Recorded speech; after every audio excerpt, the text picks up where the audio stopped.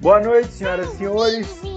Começamos com mais uma edição do podcast Procurando Bitucas, o podcast mais inútil e com menos fãs da internet. Agora, nosso número de inscritos e fãs aumentou de maneira exponencial, porque temos 3 fãs agora e 2 que comentaram e gostaram. Se bem que um dos 2 eu paguei para tal comentário ter existido. Participantes de hoje, além de mim, Alan Farias, também do canal Alan Farias Direto ao Ponto. Dos meus participantes de hoje, meu amigo de longa data, de infância, que foi comigo até os portais do inferno e voltou, mas voltou endiabrado. Marcos Folha. Opa, ao infinito e além! O nosso membro, o membro da Al-Qaeda mais inútil que não consegue estourar nem uma biringuinha. Fala galera, beleza? Olha eu aqui outra vez. O tema de hoje é um tema que agrada gregos e troianos em maior ou menor grau. Por conta de uma matéria que eu vi, já um pouquinho datada essa semana, onde um desenvolvedor de games dizia que a maioria dos jogos de hoje, eles são feitos mais fáceis propositalmente, porque a geração atual reclama de jogos difíceis e que eles não conseguem terminar tais jogos. Ou quando o jogo é muito desafiador, eles simplesmente desistem do jogo. Então os jogos de hoje, além deles terem save games infinitos e todos os blá blá blás que a gente conhece, eles são mais fáceis. Então o tema de hoje é justamente isso. A gente vai falar um pouco sobre os jogos antigos, da old school mesmo, aqueles jogos muito die hard. A gente vai falar um pouquinho de jogos de 8 bits, um pouquinho de 16 bits, e depois a gente fala sobre alguma coisa atual. Vou puxar primeiro com o meu amigo Fino, que é o cara mais gamer que eu conheço até hoje. Eu larguei do joystick tem alguns anos. Ele até hoje continua inveterado no negócio. Marcos, da época lá dos 8 bits, qual que era aqueles que você falava, caraca, eu desisto da vida, mas não desisto desse negócio? Me faz lembrar da época do Super Nintendo, Nintendinho, 8 bits, né? Quando a gente pegava um Mega Drive, um Master System, pegava aquele Alex Kidd, que parecia que era um jogo gigante, né? Nossa, Alex Kidd, cara, excelente. Parecia Sonic, que por mais que a temática era muito fácil de você imaginar que era o bichinho correndo e pegando as moedinhas, tinha um monte de porta secreta, caminho secreto, e você não conseguia literalmente nem pular um buraco de tanta dificuldade que tinha, tanta velocidade que tinha. Sonic era normal morrer várias vezes, né? Você morria várias. Uma fase, era normal. E dos 8 bits, Fininho, daqueles classicão que a gente jogava quando era moleque, tem algum assim na cabeça que você falava, cara, eu acho que o seu caso, porque assim, você é o único cara que eu conheço e que eu sei que é verdade, porque eu vi você passar a fase e eu sabia que aquela fase já era pra última. Você foi o único cara que eu conheço até hoje que terminou o Battletoads. Eu terminei Battletoads que é o sem ter save game.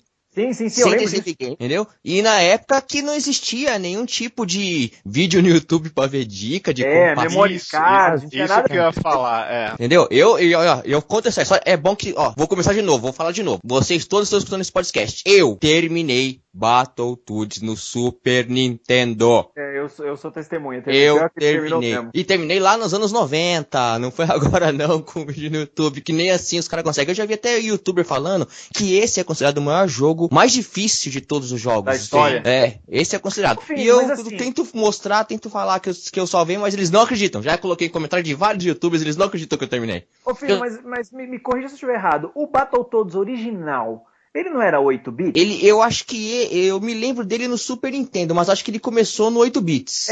Então, porque eu lembro que no Super Nintendo ele tinha aquela versão que acho que era Super Battletoads, e depois ele tinha um crossover. Ele teve até um jogo crossover com o Double Dragon, que você jogava com os personagens. Eu acho que era do 8 bits, mano, aquele dificílimo. Ele era do 8 bits, ele era do Nintendinho. O meu nem era o NES, né? Considerado o chamado NES, né? Da Nintendo. Exato, o meu era o videogame. Pirataria sumida no Brasil que ninguém falava que era pirataria, né?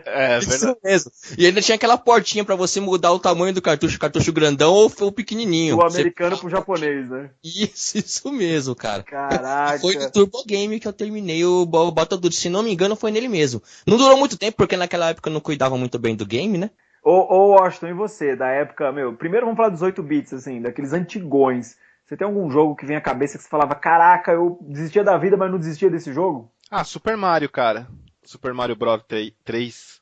O 3 eu até hoje considero o melhor da série, até hoje. Sim, muito de bom, todos cara. De todos os Marios, sim. A gente tinha um amigo, eu e o Fininho, né?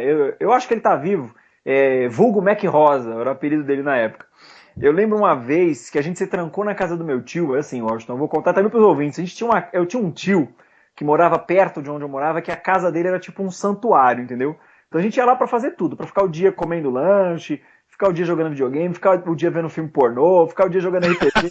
É tudo que era descoberta adolescente a gente fazia naquele lugar. Não vou citar um caso aqui do meu amigo Marcos Folha naquela casa, porque senão vou denegrir a imagem dele. Ele tá rindo já porque ele já sabe o que é, mas eu não vou denegrir a imagem do rapaz aqui no podcast, porque os nossos milhares de 3 ouvintes, né, podem ficar chocados com a história. Mas eu lembro uma vez... É tudo mentira também, nem conta.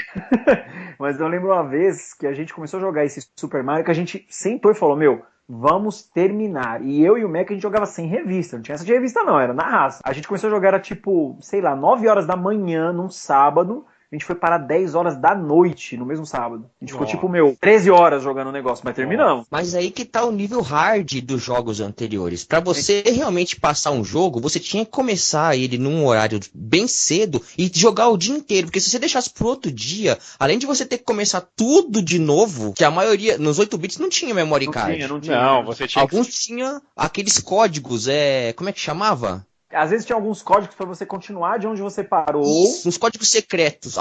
Alguns jogos. A Konami tinha uns códigos assim, né? Isso. E aí você colocava esse código e continuava onde você parou. Mas você não conseguia ter o mesmo ritmo. Você tinha que fazer o negócio na sequência. E a parada cansava, né, velho? Cansava, velho. Você ficava o dia inteiro. Você ficava desgastado, né, mano? Era a base de baconzitos e Coca-Cola, mano. Porra, cara. O negócio era trash, velho. O dedão aqui na articulação do dedão doía.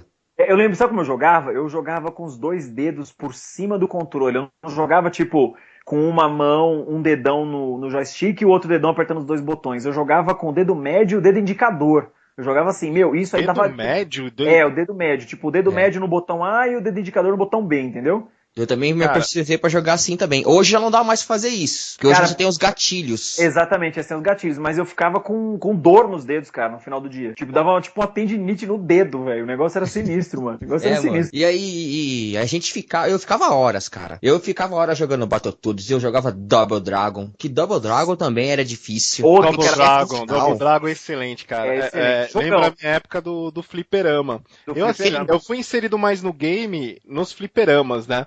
Assim, apesar de tinha uns amigos que a gente jogava bastante Nintendinho, mas o fliperama foi o templo da perdição, né? Foi o templo da perdição, cara. A gente foi criado no fliperama, né? Em casa, nossos babás eram a Xuxa e o Sérgio Malandro. Assistindo o Super Xuxa contra o Baixo Astral e o Príncipe Malandro. E o fliperama que foi o grande templo, né, pra conhecer games, conhecer pessoas que curtiam game e conheciam. Putz, cara, eu lembro quantas horas eu passei e quantas fichas eu gastei jogando Final Fight, cara. Putz. Clássico. Cadillac Final Fight, ele já era um pouco moderno, né? Sim, já era mais moderno. Já saindo um pouco dessa linha de... Eu acho que desses antigões, assim, os classicões, era Double Dragon, que o Fininho citou, que você também... o Ghosts and Ghosts, lembra? Aquele que era o carinha da armadura. Lembro. E quando ele tomava uma pancada, ele ficava de cueca, lembra disso? Lembro, ele ia perdendo os pedaços da armadura.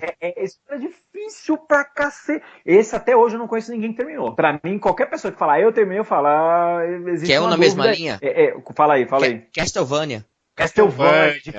O primeiro, né? Que era com o primeirão. Simon Belmont, né? Que era o cara do chicote. Isso. Era na mesma linha que esse aí. Ele ficava andando num paralelo, assim, né? Numa tela...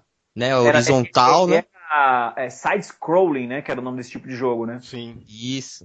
Era muito, muito, muito difícil. E um monte de inimigo, tudo quanto é lado. Tinha um jogo de tiro também, mano, que ia pro lado. R-Type, lembram desse? Lembro, de nave lá. Lembro. Jogão, R-Type era jogão, só que difícil pra esse aí é o pai dos jogos de nave. Sim, o R-Type eu lembro que ele tinha umas fases em que você tinha uma bolinha, né, que andava junto com você, que você podia jogar ela pra frente e chamar ela de volta. Ela tinha vários tipos de tiro. O jogo de nave da era moderna, né? Porque antes existia alguns menores, mas esse daí da era moderna foi acho que antes dele foi River High e Galaga, né? Que foram os que começaram, né? Você quer ver um mais antigo que esse aí? Lá na época, antes do 8 bits, o Defender, que era do Atari. Nossa! O Defender foi um dos primeirões, né? O Defender sim. Tinha também o Mega Mania. Mega Mania, eu lembro. Mas o Mega Mania era nave ou era aquele Space Invaders também, que era classicão. Isso é clássico. Nossa, tá vendo porque eu queria chamar o Fininho? Ele tá desenterrando uns jogos tipo da época que eu tava no saco do meu pai ainda, velho. Os jogos paleolíticos. E eu já tava jogando. Ele já tava jogando, cara. Cara, o meu primeiro game foi um Atari, veio com Enduro. Foi o primeiro game. O meu foi com Pac-Man, cara. Foi com Pac-Man, foi o Atari com Pac-Man. Eu era viciado no Pac-Man. Casa a gente tinha game, mas era do meu irmão, né? O Atari era do meu irmão. Então lá eu lembro da época, tinha Enduro, tinha Pac-Man e acho que tinha aquele do mercado, acho que era Keystone Cappers, uma coisa assim, lembram desse? Conhecido aqui como Polícia Ladrão. O Street Fighter 2, desculpa cortar, Alan, já é da geração 16 bits. Isso, ele já é geração 16 bits. Então vamos falar deles aí. Na geração 16 bits, acho que o primeiro jogo que eu tive contato foi o Street Fighter. Eu também. Sim, o Street Fighter 2, eu lembro quando eu vi ele no fliperama, cara, 6 botões, eu li. Cara, eu lembro até hoje, juro por Deus. Ô Fininho, lembra daquele fliperama que tinha na segunda quadra? Do lado da locadora Master. Lembro. Pô, lembra disso? Foi a primeira vez que eu vi. Tinha um cara jogando com Ken e o outro com o Zangief. Quando eu vi aquilo, cara, tipo, chocou. Eu falei, velho, eu quero isso pra vida. E eu acho que esse jogo teve. Muitos tiveram a mesma sensação que você teve, porque o meu foi exatamente isso. Eu lembro de ter algum contato com o fliperama. Eu jogava uns joguinhos no fliperama, mas muito raros, assim, de vez em quando. Mas quando eu vi o Street Fighter, do jeito que era luta, um contra o outro, você escolhia um personagem do Brasil e tinham uma tonelada de botão, que era só 6, mas pra gente eram uns 500 botões. Cara, era muita informação, né? Muita informação. Dar pra trás, fazer meia lua, fazer o famoso V invertido pra dar o Shoryuken. Era muita informação, cara. Descobrir os novos golpes, era uma loucura. Era muita informação, era muito legal. E eu acho que o Street Fighter ele foi o grande desbravador de águas. Foi a indústria de games, ela já era muito forte antes do Street Fighter, mas o Street Fighter ele tipo foi uma voadora no mundo. Tipo, ele realmente é o Hadouken, né? Exato, ele dá um Hadouken no mundo, mano. Eu acho que é aqui que vocês vão ver o que é jogo de verdade. Cara, abriu uma porta enorme, né, cara? E eu lembro até hoje. Isso, como teve a história também dos jogos antigos, que nem o jogo do ET, do Atari, que tipo marcou da época, né? O Street Fighter marcou aquela época. Ele falou assim, ó, daqui você faz um antes e depois desse ponto aqui, Street Fighter. Exatamente. Tem um antes Street Fighter e depois Street Fighter, verdade.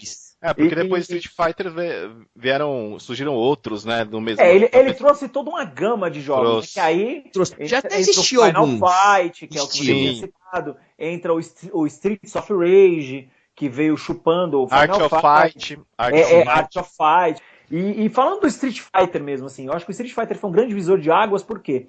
Porque, cara, quando você chegava no Sagat, você tinha duas certezas. Que você ia tomar um Tiger Robocop, que é assim que a gente falava, né? Ia tomar um Tiger Robocop. Pulou, tomou. Não tinha ideia. E é isso mesmo. E ele fazia você pular. Exatamente. Ele te obrigava, ele ficava Tiger, você pulava Tiger Robocop. Foi desgraçado, velho. E quando chegava no Vega, né? Que aqui no Brasil ele ficou conhecido como Bison, porque a gente jogava a versão americana, né? Mas na versão japonesa ele era o Vega. O Bison, né? O Bison. Chama o Bisão, mano. Chama o Bisão. E ainda no Street Fighter, né? O jogo era absurdamente difícil. Tanto que até hoje, quando a gente vai em festinha de criança, qualquer uma tem um Street Fighter, mano. Um fliperamazinho lá. Clássico. Até balada também. Até balada. Tem uma balada que tinha um que vejo, eu faço questão de jogar. E até hoje ele é difícil. Muito difícil. Até hoje, cara, como é que eu consegui jogar isso, mano? É muito difícil. Eu lembro da primeira vez que eu vi Street Fighter foi num boteco. E eu era um nerd. Era um nerd catarrento de óculos, assim, aquele óculos fundo de garrafa. E eu falei, putz, um boteco. E agora? Entro ou não entro? Porque se eu colocar o pé no boteco, eu vou me desvirtuar, não vou ser mais esse nerd. Aí, sério, cara. E a galera assim, não, vamos lá, vamos conhecer, tem um jogo legal lá. E eu lembro até hoje, assim, o tempo parou e eu, boteco, entro ou não entro? Entro ou não entro? Entrei. Eu não vi Street Fighter, cara. Nossa. Ele te salvou. Só faltei pegar desce 1 litro de cachaça que eu vou jogar essa porra. Dá um rabo de gala aí pra eu entrar no clima do jogo. E o Street Fighter, cara, assim, além dele ter criado toda uma geração de jogadores e um gênero de jogo, né, propriamente dito, o que eu mais gostei dele foi sempre porque ele sempre foi criando uma lenda urbana a respeito dele mesmo, né, porque na época, depois ele surgiu o Street Fighter Turbo, aí tinha o Street Fighter Turbo, que era aquele piratão, né, que, você fazia de tudo possível e imaginável no jogo, que era aquele hoje chamam de mods, né? 1 bilhão de Hadouken na tela. Exatamente, que era zoadão. Aí os caras criaram o Super Street Fighter e depois criaram o Super Street Fighter X, que é aquele que aparecia o Akuma mas como personagem secreto, não dava pra controlar ele. E aí tinha um monte de lenda urbana na época do Akuma, cara. Eu lembro que, tipo assim, a galera falava, você tem que ir até o último. Até a última luta ganhando de todo mundo de Perfect, aí ele aparece. Isso, é verdade. Você tem que matar todo mundo no Shoryuken não, fala direito, no Hayuken, né? Você tem que matar todo mundo no Hayuken. Ou você tem que terminar todas as lutas empatadas, meu. Era um negócio muito louco, as lendas urbanas. E eu vi os moleques fazendo isso, mano, tentando pelo menos. Todo mundo tentava. Que eu tô falando, a gente tinha um grande amigo na adolescência e infância, que era o Paulinho, né? Que era um cara que eu considerava como irmão, infelizmente ele morreu por uma série de motivos aí, problema que ele teve com droga. Mas o Paulinho era rataço de fliperama, e ele foi um dos caras que mais acreditou nessa lenda. Eu lembro que a mãe dele, tipo assim, moleque, tô te dando aqui 10 conto pra você comer a semana inteira na escola. O filho da puta gastava os 10 conto inteirinho no fliperama, tentando chamar o Akuma, mano. O moleque, tipo, azul de fome, desmaiando, os olhos virando, e ele ficava o dia inteiro jogando aquela merda, cara. Sabe o que ele fazia, que ele fez comigo? Ele pagava pra mim jogar contra ele, pra ele tentar fazer os esquemas. Meu... Ele falou assim, você vamos jogar, ó, tá aqui pra você, ó, vai, ó, fica aqui, ó, só defende. Ele ficava lá fazendo os esquemas pra tentar chamar o Akuma. Eu não conseguia ganhar. Eu acho que o mais legal da nossa época, né, o pessoal que viveu o 8 bits e o 16 bits, era justamente esse envolvimento que a gente tinha com a cultura do fliperama, porque, cara, o fliperama era um ponto de encontro. Era um ponto de encontro, era além do Você jogo, ia né? Lá, era além do jogo, você ia lá, encontrava, e tinha uns caras que eram os caras folgadinhos. Era a nossa sala de bate-papo. Exatamente, era o nosso chat. Aí tinha sempre aquele folgado que falava, mano, sai daí, não sei o que, senão eu vou desligar a máquina. Sim. E tinha sempre aquele cara que ninguém tirava ele. Um momento de tensão, né? Eu lembro do momento de tensão quando você tava jogando um jogo novo, aí você tava lá, opa, passei a primeira fase, passei o segundo, aí vinha o cara com aquele movimento da mão indo até inserir a ficha. Aí, conta, né? O suor descendo, filha da puta, vou perder a ficha. E era questão de honra, né, mano? Porque, tipo assim, entrava contra, o negócio era quase igual xingar a mãe. Não, entrou contra, eu tenho que ganhar, a parada é séria. O negócio era tenso, era tenso. Era uma coisa muito, não vou dizer testosterona, porque nós éramos um bando de moleque com 2 penteiros no saco na época. Sim, a rivalidade era só no jogo. Então, mas era só no jogo mais ou menos, né? Porque era assim, chegava lá, os caras, tipo, meio que se mediam, tipo, aquele maluco ali, ele joga bem com fulano, se ele estiver entrando, não vai não. Pô, aquele maluco ali, ele é bom com todo mundo, não sei o quê. Então, eu achava muito legal isso, que era uma rivalidade relativamente amigável, né? Mas o principal, o que era? O fator desafio, cara. Então, tipo, não tinha código. Você colocava a ficha e seja o que Deus quiser, entendeu? Vai depender da sua habilidade. E hoje em dia, o meu problema com os games atuais é esse. Não tem mais isso de habilidade. Não tem mais isso da dificuldade. Tipo, o suor, que nem o Washington falou, o suor escorrendo nas costas, tipo, caraca, eu não posso perder. Não tem mais isso. E você falou a palavra certa. Você usou a palavra. É desafio. Após Street Fighter, cara, existiu um desafio em todos os jogos. Eu lembro que quando o Street Fighter começou a baixar, quando se saiu as novas versões, começou a dar espaço para outros games, como por exemplo o Tiger L, que era um jogo de helicóptero. Nossa. Que existia ali Mano, no o G. Ninho é o cara mais lado B que eu conheço. É o lado véio. B. Ele é o lado Mas, o Tiger L ainda tem uma música que eu não esqueço até hoje. Tinha aquele negócio de desafio. Todos queriam chegar até o último final do Tiger L. Lá na época do G, na primeira quadra, que eu acho que o Alan também conhece, no Fliperama do G. Lembro. O Tiger L ganhou uma dimensão assim de colocar aquelas 3 letras do seu nome quando você fazia as pontuações. Absurda. Isso não deixava nem de desligar. Pronto, Fininho não falou. Não deixava nem desligar a máquina. Exatamente, Fininho falou um ponto agora assim que eu tava esquecendo. O ápice da macheza, porque assim, fliperama era ambiente masculino. Ponto. Total. Era um ambiente totalmente masculino. Vocês jamais vão entender o ápice da macheza, que era você ter lá as suas 3 letras no primeiro lugar. Isso aí, jamais vão entender isso. Eu sou frustrado, hein, cara, porque no Flipper eu nunca tive. Assim, eu nunca consegui também. Eu também nunca consegui. Foi um terceiro, máximo. O meu aparecia em alguma posição, mas nunca era os primeiros. Mas era ótimo assim, isso. Isso eu achava sensacional. Eu lembro que a gente tinha um amigo. Né? Era a Olimpíada, cara. Sim, exatamente, era a Olimpíada. A gente tinha um amigo também, eu e o Marcos, que o apelido dele era Tebaldo. E eu lembro que esse cara tinha alguns jogos que ele jogava muito bem. Então, quando você via TBD, você via lá no começo, TBD, a gente já sabia, era ele. O cara era um rato de fliperama, velho. Era sensacional. Isso era sensacional. Mágica, era realmente um ambiente colaborativo, né? Porque hoje você consegue jogar com várias pessoas de diversos lugares, troca ideias, assim, e você consegue ainda se relacionar jogando games, né? O games ainda é uma porta de relacionamento bem grande ainda. Sim. Mas hoje a relação realmente muito grande. No e é diferente. Mas naquela época era muito legal, assim, porque tinha os caras que...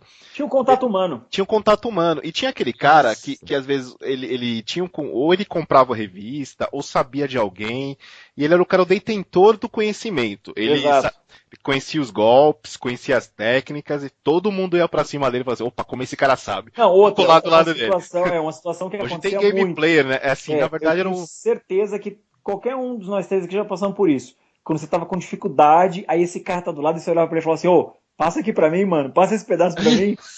Várias. Isso mesmo.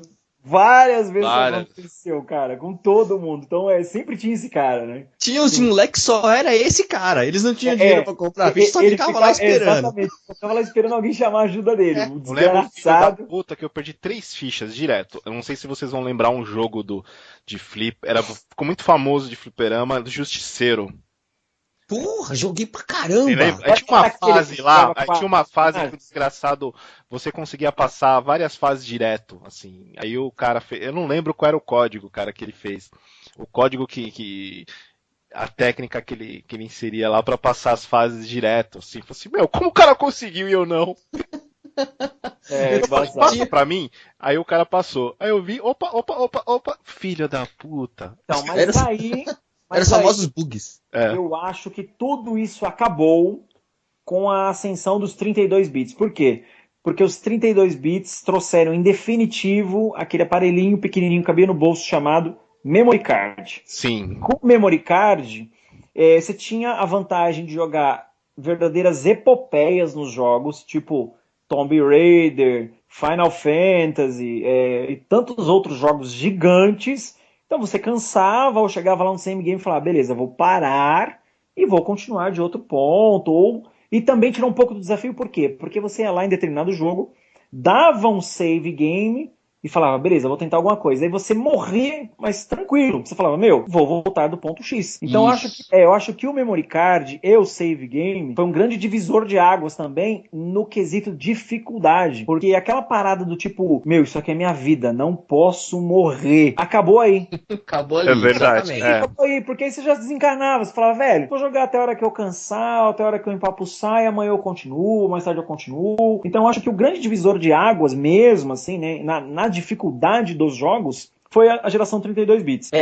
Eu acho que foi também nessa época que começou a dar um boom dos jogos chamados RPGs. Que são aqueles jogos longos. Sim, verdade. Já começou a vir Final Fantasy. A gente tinha jogos de RPG já nos 8 bits, mas a duração máxima deles era algo em torno de 6 a 8 horas. Entendeu? Eles não duravam mais que isso. Aí você pegava nos 16 bits, só que os 16 bits eles introduziram a tecnologia da bateria dentro do cartucho, né?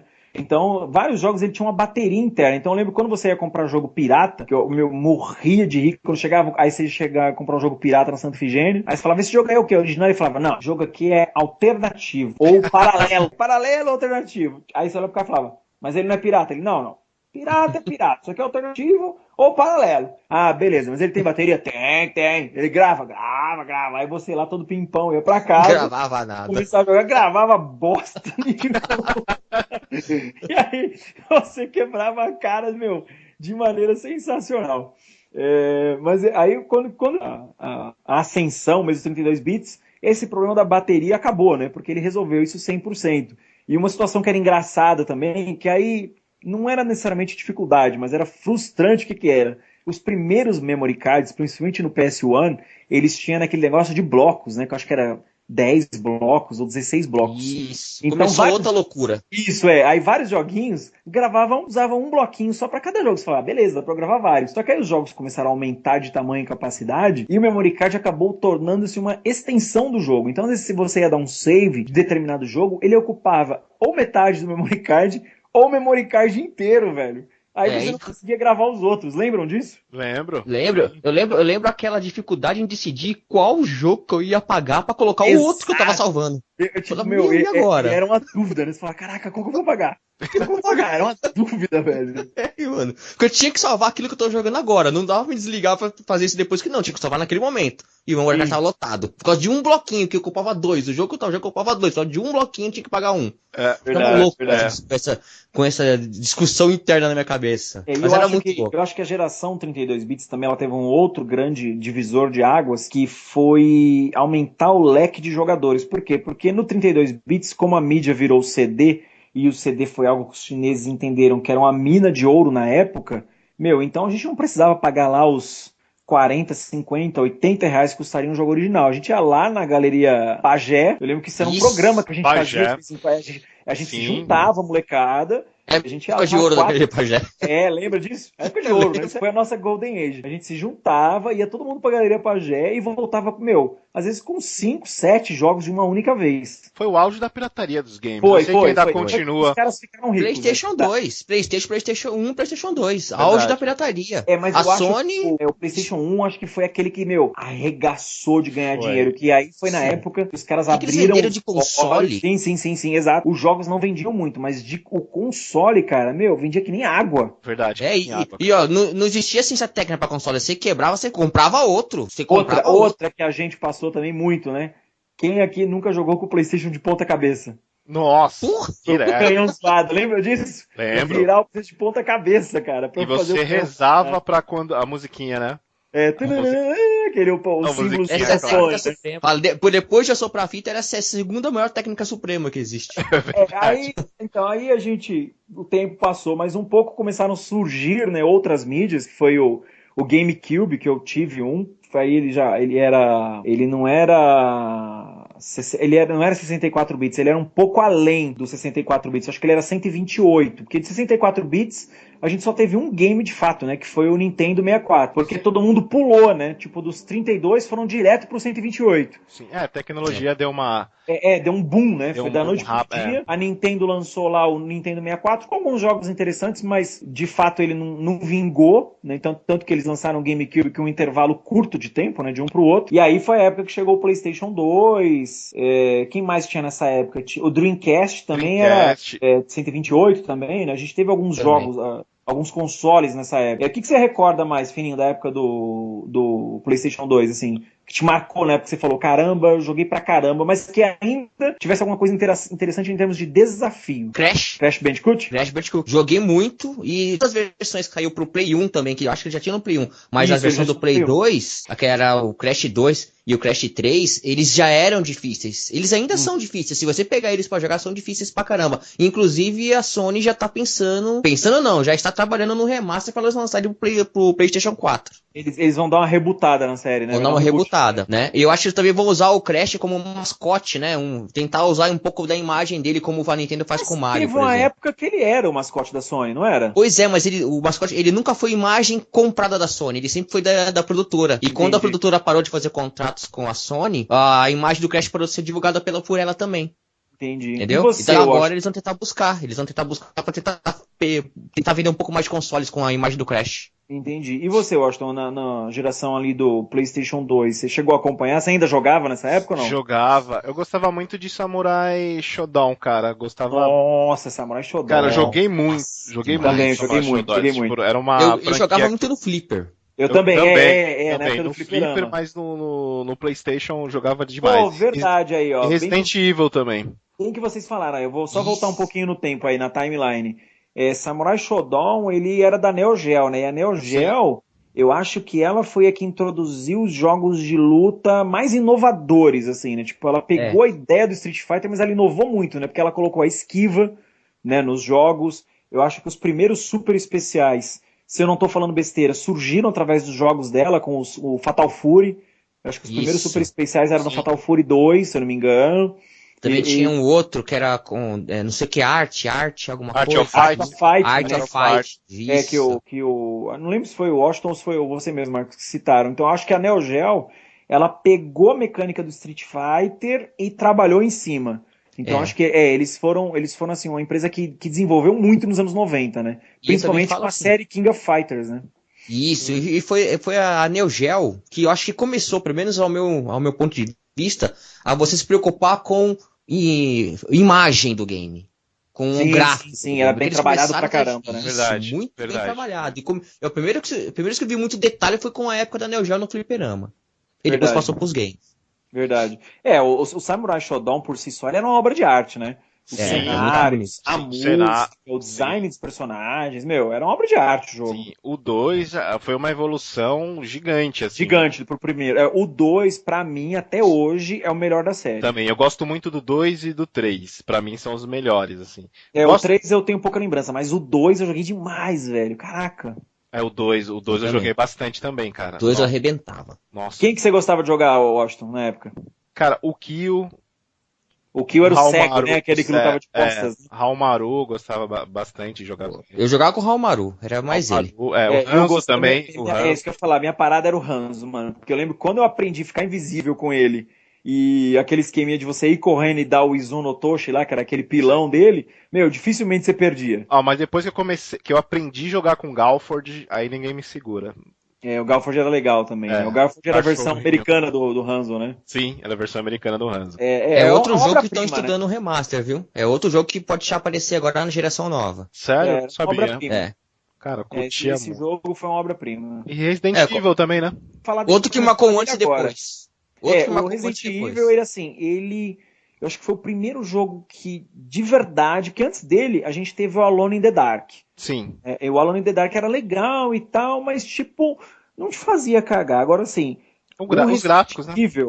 O Resident Evil, o primeiro e até o segundo, o terceiro já perdeu um pouco a linha porque ele começou a partir pro lado da ação, mas o primeiro, ele era o jogo, como em homenagem ao meu amigo Messias Júnior, que essa expressão que ele usa é fantástica, ele fazia o cu cair da bunda. Você sentia tanto medo que o cu caía da bunda, cara. Aquele jogo eu jogava aterrorizado, velho. Você jogava tenso, você jogava preocupado, com medo de morrer. Caraca, mano, o que vai acontecer? Era tenso. Eu lembro a primeira vez que eu conheci o Resident Evil foi na casa de um amigo meu. Cheguei lá pra jogar, que a gente fazia umas competições, né, de Tekken. Aí ele tava jogando, eu falei, que porra é essa? Tira essa porra, vamos jogar Tekken. Não, porque eu fiquei meia hora olhando ele lá e era muito angustiante. Depois eu comecei a jogar claustrofóbico, cara, porque nossa, foi revolucionário, eu acho. E quem não lembra, no Resident Evil, a primeira vez que você entra no corredor principal da casa, mó silêncio, os cachorros quebram a janela, pela primeira vez. Era essa cena que eu ia falar, que eu ia lembrar do jogo. É uma cena que eu não esqueço, mano. Cacete, cara. Caraca, eu pulei da cadeira o dia que eu tava jogando aquilo. E aí você fica no modo desespero, você tá com o petequinho, você não tem uma arma legal pra matar os cachorros, você fica lá, petec. Aquele jogo era sensacional, cara. O primeiro. Muito bom. Era um jogo de suspense e tensão, com os zumbis mais lentos, mas eles conseguiram te alcançar de todo jeito. Não, era sensacional, porque aquele jogo é o seguinte. Além dele ser tenso, você tinha que racionar os seus equipamentos, você não podia sair dando tiro em todo mundo. Sim. Quantas e quantas vezes eu fiquei correndo naquele jogo só com a faca na mão. Falei, caraca, eu preciso de munição, sensacional. Teve uma versão dele, se não me engano foi o 2 ou o 3, eu não sei qual foi, mas que você começou a jogar com 2, 3 personagens, você podia escolher, né? E eu lembro que uma das fases tinha um grupo de soldados, que se não me engano eram 3, que te encontravam num bueiro e depois de um ataque zumbi, um deles que ficava lá caído. Só que tinha uma versão do jogo... No 3 já, acho que já no 3, né? 3, Só que existia uma versão do jogo que se você terminasse o jogo em menos de 2 horas, você ia começar o jogo de novo com aquele soldado acordando do desmaio no bueiro. O nome desse modo era o Rank, o nome desse soldado. Cara, isso é sensacional. Era o Survival Mode, o nome desse Exatamente. E você só podia... perfeitamente.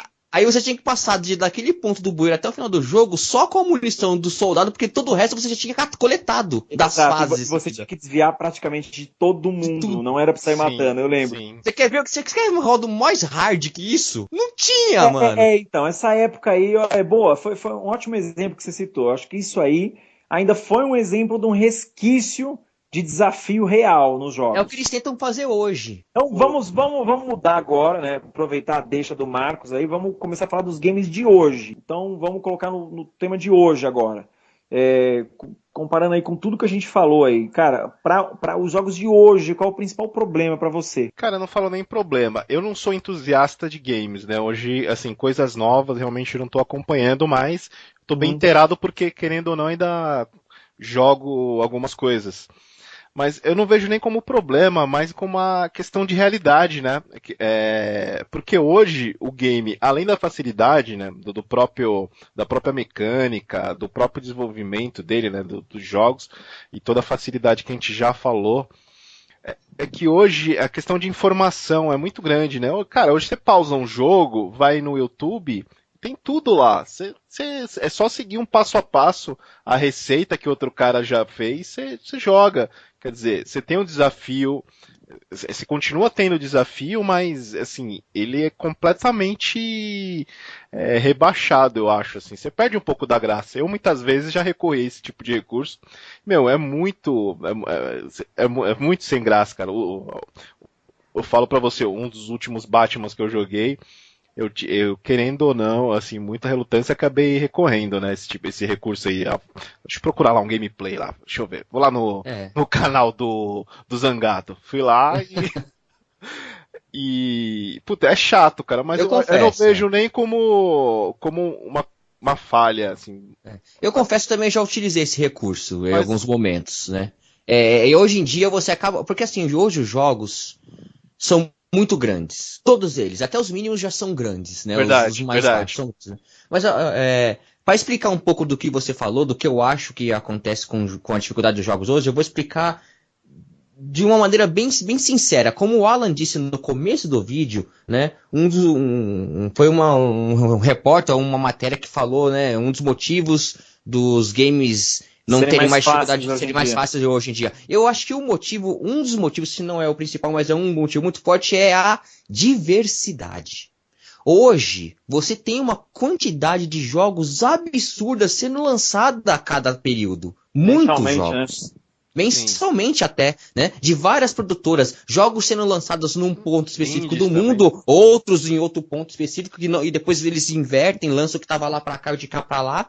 Então, por causa dessa diversidade, o player, o gamer, ele não fica muito tempo parado num jogo só, porque ele quer provar que ele tá falando na mídia, que estão comentando no amigo do bate-papo. Eu acho que o principal culpado disso é a internet, né, cara? Porque assim, antigamente a gente tinha acesso aos jogos como? Emprestando fitas uns para os outros. Era um mundinho às vezes em alguma eventual publicação, né? Tipo, nas revistas Nintendo, Power, Super Game Power e tantas outras que a gente tinha naquela época.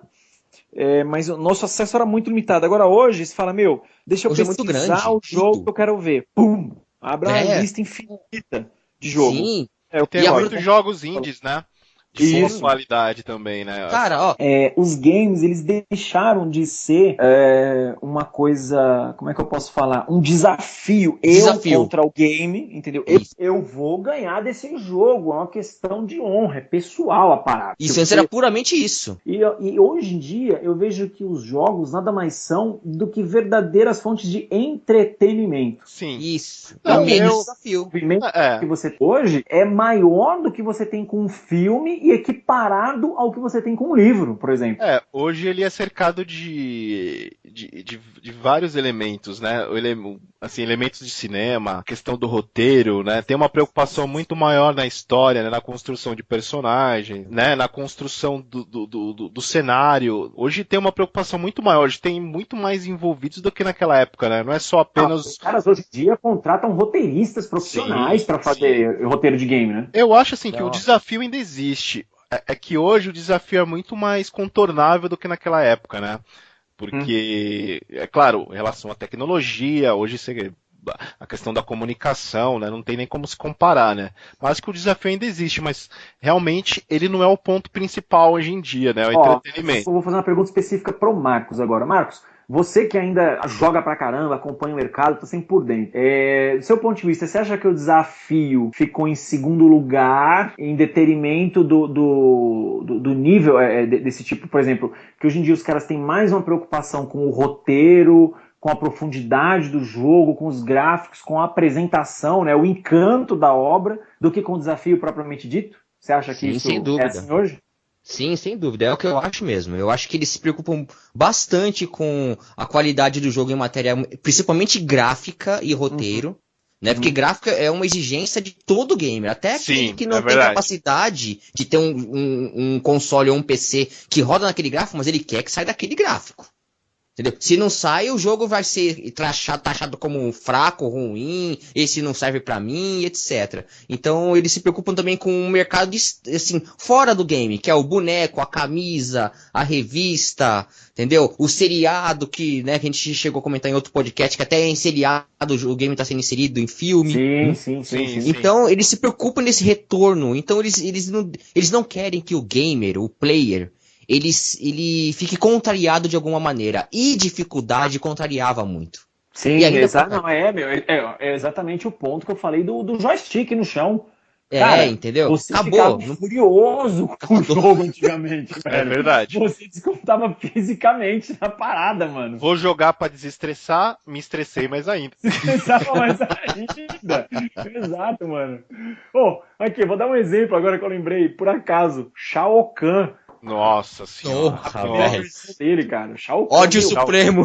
Ódio supremo. Caraca, tipo, you will die mortal, meu. Te dava aquela porra daquele chutão, era metade da barra de energia de uma vez só. Nossa, esse cara era muito...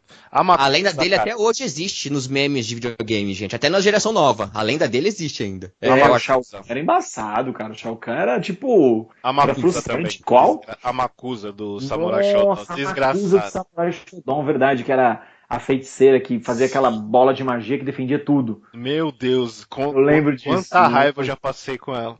E ela dava uma risadinha, né, quando ela tava parada. Nossa, lembrei disso também, meu. Então, eu acho que, assim, o meu principal problema é isso, entendeu? Assim, por mais contraditório que possa parecer o meu comentário, mas eu acho que o encanto dos games antigamente era justamente isso, cara. Era a relação de amor e ódio que você desenvolvia com o jogo. Sim. Você amava o jogo e odiava ele ao mesmo tempo, porque você não conseguia passar ele em determinado ponto. E quando passava, você saia correndo pela casa, gritando, dava murro.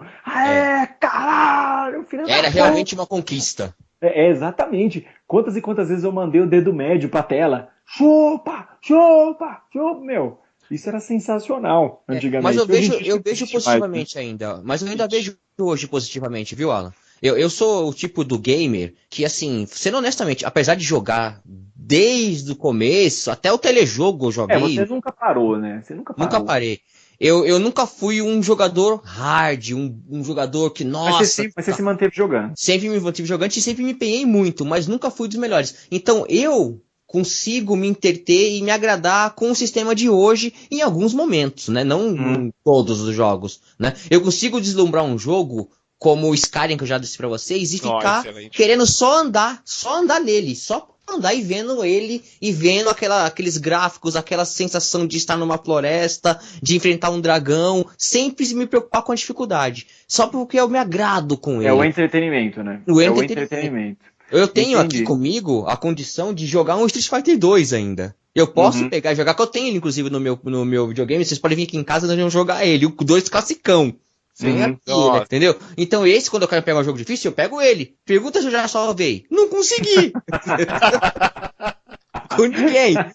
Por quê? Porque eu já tô nesse sistema dos jogos mais fáceis. Não consigo pegar os hard e me dar bem. Então, exatamente. Eu acho que a gente aprendeu, cara. Eu também tenho Battletoads aqui. Eu tenho Battletoads aqui em casa. Pergunta se eu consigo passar da fase do jet ski. Não consigo mais. Entendeu? Então é isso. Mas mesmo assim, eu consigo me entreter. Eu consigo pegar o jogo e me entreter. Como o Doom.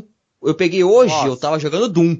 O classicão do PC. Nem sei, acho que era menos de 32 bits, né? Acho que era 16, sei lá quanto ele era. E eu passo ele no mínimo, na dificuldade mais fraca de todas, porque se eu colocar na média pra cima, eu não consigo sair da primeira fase. Cara, Doom é um jogo que qualquer pessoa que falar pra mim que terminou Doom jogando no hard, eu falo, você é um mentiroso, descarado, sem mãe, safado, porque, meu, não existe ser humano que terminou aquilo sem código. É muito difícil. No hard, não tem como, cara. Você tinha hordas de inimigos que eles tomavam a tela. Eles tomavam a tela, velho. Aquele jogo era muito difícil, velho. Muito difícil. Eu só terminei ele no modo easy, no fácil. Eu tô jogando no fácil. E eu vou contar um negócio pra você. É difícil mesmo. Ó, pra vocês verem uma dificuldade nesse jogo pra gente comparar com o atual. Esse jogo, ele tem o mapa dele. Só que ele não tem aquele minimapa na tela. Sim. Então, para você passar as fases, você tinha que realmente memorizar o caminho que você fez. Sim, só que o jogo foi feito para confundir a sua cabeça. Ele colocava aqueles labirintos para você esquecer. E eu esqueço toda hora. Os cenários eram muito... Os cenários eram muito iguais, né, cara? Pra ferrar com você, os caras te dão a opção de você abrir o mapa. Só apertando o botãozinho lá, você abre o mapa. Aí você consegue olhar o mapa onde você tá. Sabe o que acontece? Atualmente, toda vez que você usa o recurso de abrir o mapa, o jogo pausa pra você analisar o mapa, olhar, ver onde você vai fazer o caminho, estudar, ir almoçar, jantar, cagar no banheiro, voltar. Aperta o botão do mapa e continua onde você parou. No Doom não, meu amigo. Você aperta o mapa, a tela fica preta com uma linha lá, só que os monstros vêm atrás de você, tá te matando, você só escuta o barulhinho. Entendeu? Nem pro mapa os caras não são secos. Você quer olhar o mapa? Vai olhar nada. Se você olhar, o bicho te pega, rapaz. Verdade. Caraca, que jogo desgraçadamente difícil, cara. Meu filho adora, cara. Doom foi uma ótima lembrança. Ele adora pegar essas coisas antigas nossas e meu filho adora e pergunta. Então, chegamos no ponto que eu queria encerrar o podcast, que era o assunto final, que eu ia colocar pro final. Você tocou no ponto X. Eu percebi que de uns tempos pra cá tá saindo muito jogo com gráfico antigo, né? Você vê jogos saindo pra plataformas novas, mas simulando as tecnologias dos 8 bits até dos 16 bits. Cuphead, por exemplo. E eu vejo o interesse da molecada por esses jogos. Porque, os jogos de hoje, eles são, maravilhosos. Como o Marcos acabou de falar. Ele falou, eu fico jogando screen só pra ficar andando e vendo o cenário. Então, assim, o nível de detalhamento gráfico é absurdo de tão perfeito. E aí, jogos em plataforma 8 bits, com musiquinha teco-teco, com barulhinhos esquisitos, e a molecada absorvendo, cara. Então, assim, eu não tive contato com nenhum desses jogos novos com cara de antigos ainda, né? Só através de notícia e vídeos. Mas, para alguns dos dois, se jogou. A minha pergunta é, esses jogos são difíceis ou eles só emulam a tecnologia da época? Cara, são difíceis. São difíceis? Eu não... Eu consigo pegar uns jogos agora e sentir que são difíceis. Como o Cuphead, é o lançamento que vai ter do Xbox agora, já teve inclusive. O Cuphead é um jogo com a temática dos anos 80, daquele de joguinhos de tirinho, de você ter um inimigo que solta 1000 tiros na tela, só deixa um risquinho pra você deixar a sua navezinha pra passar ela raspando pelas bolinhas, e ainda você tem que ficar botando o controle um pouquinho pra cima, um pouquinho pra baixo, um pouquinho pra frente, um pouquinho pra trás pra não morrer. Esse é o tipo de jogo dos anos com a temática dos anos 80 que vai lançar agora. É um jogo novo, moderno, mas com a temática dos anos 80. Então, mas aí eu penso o seguinte... Na dificuldade dos anos 80. Ele é pra isso. Eu reparei que esse número de lançamentos está crescendo, assim, cada vez mais, né? Pelo pouco que eu tenho acompanhado. Pedido da galera game. Exatamente. O universo game, eles estão pedindo. Os jogadores querem jogos mais desafiadores. Mas esse era o ponto do podcast. Será que a gente não chegou num ponto que os jogos fáceis demais cansaram e a galera que tá tendo mais acesso? Porque hoje em dia, cara, eu morro de rir. O pessoal fala assim, não, eu vou jogar Metroid, porque Metroid é um jogo vintage. Porra de vintage, meu irmão, é um jogo, que merda, tu tem que inventar uma moda, entendeu? Então eu fico pensando isso. E é outro que vai ter remaster, vai ter lançamento pra ele, uma versão nova. Será que não vai ter uma retomada dos jogos difíceis? O que você acha, Marcos? Eu acho que eles estão pelo menos tendo uma retomada dos jogos consagrados difíceis, mas eles não vão vir na mesma versão. Eu acho que eles vão vir fáceis, mas eles vão ser trazidos para esse mundo com a imagem do dificuldade. Lembra desse jogo como era difícil? Agora você pode jogá-lo nessa versão. Mas eu acho que a dificuldade vai ser moderada. Também acho que é isso. E você, Washington, também acha? Também acho. Acho que vão primar pelo que primam hoje, né? Tentar fazer uma história mais ou menos, nem que seja rasa, mas vão primar pelos gráficos. E a questão da dificuldade, acho que não. Eu acho que também, como o Fino falou, não vai ser a mesma daquela época, né? Não vai ser algo determinante. Eu acho que vão utilizar o nome mais como um chamariz mesmo. O que eu percebo é isso, cara, porque assim, é uma modinha, entendeu? Então, tipo, como os jogos vintage, puta que pariu, é muita frescura. Os jogos vintage estão na moda, então acho que os caras estão se aproveitando justamente disso. Como tá tendo um interesse da geração atual pelos jogos antigos, então os caras estão começando a produzir jogos novos com cara de antigo, né? Mas na verdade é meio que para inglês ver, né? Mas eles não esquecem de colocar jogo difícil no mercado, não. Por exemplo, nós temos hoje jogos novos, modernos, que são considerados absurdamente difíceis, como o Dark Souls, por exemplo, a saga Dark Souls, a saga Demon Souls, né? Que também saiu pro PlayStation, com a Demon Souls. Temos também o Lords of the Fallen, que é um fantástico jogo que saiu para Xbox, com um gráfico lindo, difícil dificuldade altíssima, igualzinho o Dark Souls, e sai jogos assim, geralmente ligados mais a batalhas, né? Sim, mas então, sai jogos assim. Mas você concorda que eles são minoria? São poucos. São minoria. São poucos, É verdade, são minoria. é verdade. Não, Tanto entendi. que tem vários memes, né, referentes ao Dark Souls, né? E realmente, ele é difícil mesmo. Que fala que você joga pra morrer, né? Fala, você adora morrer, então... Ele adora morrer, né? Ele foi um jogo que eu joguei recentemente, na verdade, recentemente não, um tempinho atrás, e para me desestressar, eu me estressei mais ainda. Então significa que o jogo é bom. O jogo é bom. Então, galera, acho que era isso. O assunto de hoje que a gente queria abordar era um pouco sobre a evolução dos games, né, a dificuldade deles, como eles eram tão die-hard no começo da indústria dos games, e isso foi minguando, e um possível volta às origens aí da dificuldade dos games. Washington, quer colocar alguma palavra final? Cara, eu acho que o game ainda tem muito que evoluir, né? A tecnologia hoje... assim, a expansão da tecnologia, né, como ela está crescendo progressivamente, eu acho que tem muitos desafios ainda a serem inseridos no game conforme a evolução da tecnologia, assim, realidade virtual, tem muita coisa ainda a ser inserida no game e tem muitos desafios a serem colocados aí. Eu acho que é lógico. Na nossa época, e a época de vários dos nossos ouvintes, nossos bilhões de ouvintes, era São muito 3. Foi completamente diferente em razão da comunicação, em razão da tecnologia. Eu acho que os desafios hoje são outros, né? Mas apesar de menores, ainda eles existem, sim. Galera, abraço para os nossos 3 bilhões de fãs e eu quero que vocês participem aqui. Abraço. Marcos? E no quesito videogame, dificuldade dos jogos, eu acredito que realmente deu uma diminuída. Eu acho que, por mais que saiam novos jogos, alguns com algumas exceções, né, que são realmente difíceis, o mundo do videogame não vai seguir essa linha da dificuldade de volta. Eu acredito que eles vão só manter a dificuldade que existe hoje com o agregamento das novas tecnologias, como o óculos VR e etc. Mas a dificuldade vai ficar sempre em segundo plano, né? Porque, sei lá, já dominou o mundo assim, e eu acho que não vai mudar por tão cedo. Talvez daqui umas algumas décadas. Mas mesmo assim eu ainda curto muito, gosto disso. Entretém demais. Me deixa fascinado. Eu sou realmente um apaixonado por games. Eu sou apaixonado.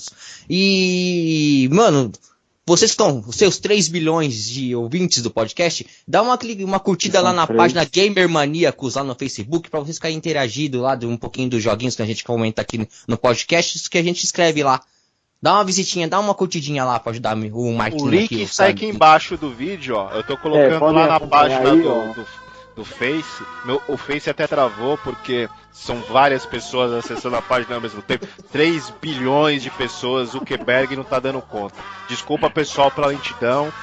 Já falei com o Zuckerberg, esses 3 bilhões de fãs serão atendidos. Eu vou fazer uma coisinha que eu tô... Já que a gente tá falando de jogo, eu vou iniciar uma sessão aqui agora. Sessão de descarrego? Sessão de descarrego do game. Beleza, galera. Acho que o assunto era esse hoje. Obrigado e até o próximo episódio. Abraço! Falou!